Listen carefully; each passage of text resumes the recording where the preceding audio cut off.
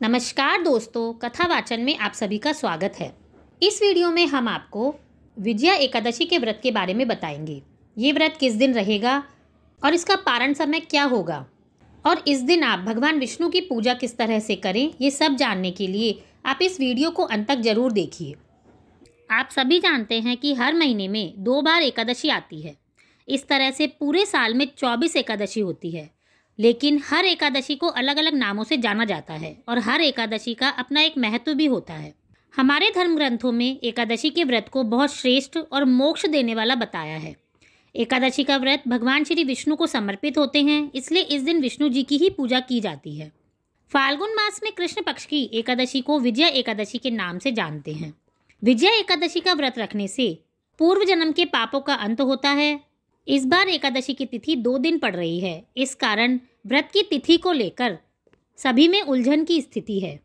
विजया एकादशी के व्रत में एकादशी की तिथि की शुरुआत 16 फरवरी को गुरुवार के दिन सुबह 5:32 से होगी और इस तिथि का समापन 17 फरवरी शुक्रवार को सुबह 2:49 पर होगा। उदया तिथि के अनुसार विजया एकादशी का व्रत 16 फरवरी को ही रखा जाएगा, लेकिन इसके अलावा इस बार एकादशी 17 फरवरी की भी है, तो जो भी वैष्णव लोग हैं या सन्यासी लोग हैं वो 17 फरवरी को ही व्रत करेंगे और 16 फरवरी को गृहस्थ जीवन वाले व्रत करेंगे।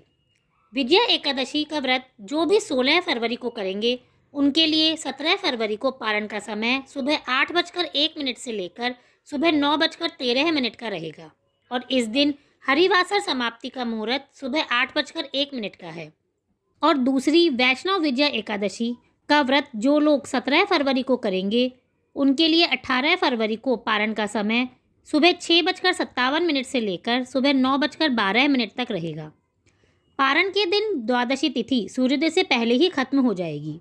वैसे तो एकादशी का व्रत काफ़ी कठिन होता है, क्योंकि इसके नियम दशमी की शाम से ही सूर्यास्त के बाद से शुरू हो जाते हैं और द्वादशी की सुबह तक व्रत के पारण तक माने जाते हैं। यदि आप विजया एकादशी का व्रत कर रहे हो तो 16 फरवरी की शाम को सूर्यास्त के बाद से ही सात्विक भोजन करें। इस दिन आप ब्रह्मचर्य का पालन भी करें। एकादशी के दिन आप सुबह ब्रह्म मुहूर्त में उठकर स्नान आदि करके भगवान के सामने व्रत का संकल्प लें और दिन भर व्रत करें। इसके बाद आप भगवान श्री विष्णु को पीला चंदन, रोली, अक्षत, पुष्प, तुलसी, प्रसाद, वस्त्र और दक्षिणा आदि से उनकी पूजा करें। भगवान विष्णु को तुलसी दल जरूर चढ़ाएं, क्योंकि भगवान विष्णु को तुलसी दल बहुत पसंद होता है। इसके बाद आप विजया एकादशी के व्रत की कथा सुनें और भगवान विष्णु की अपने परिवार के साथ मिलकर आरती करें।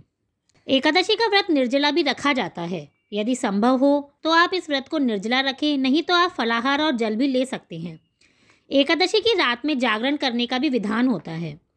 अगर आप जागरण नहीं कर पाएँ तो आप शाम के समय 1 या 2 घंटे भगवान के भजन और ध्यान में जरूर निकालें।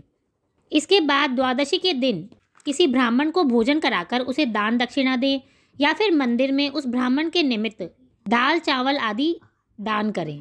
दान करने के बाद ही आप अपने व्रत को खोलें। एकादशी के दिन आप यह ध्यान रखें कि इस दिन सिर नहीं धोना चाहिए। इसके अलावा एकादशी के दिन तुलसी भी नहीं तोड़नी चाहिए। आप विष्णु जी को जो भी तुलसी चढ़ाएं वो एक दिन पहले ही तोड़कर रख लें। एकादशी के दिन चावल भी नहीं खाए जाते और यदि आप एकादशी का व्रत नहीं कर रहे हैं तो भी आप एकादशी के दिन घर में चावल ना बनाएं। इन सभी बातों को ध्यान में रखकर आपको एकादशी का व्रत करना चाहिए। जो भी विजया एकादशी का व्रत करता है उसे मोक्ष की प्राप्ति तो होती ही है, लेकिन इसके अलावा यदि आप अपने शत्रुओं से भी परेशान हैं तो आपको विधिवत विजया एकादशी का व्रत करना चाहिए, क्योंकि इससे शत्रुओं पर विजय प्राप्त करने की शक्ति मिलती है। भगवान श्री कृष्ण ने स्वयं इस व्रत को युधिष्ठिर को बताया था और इसके बाद ही पांडवों ने कौरवों पर विजय प्राप्त की थी।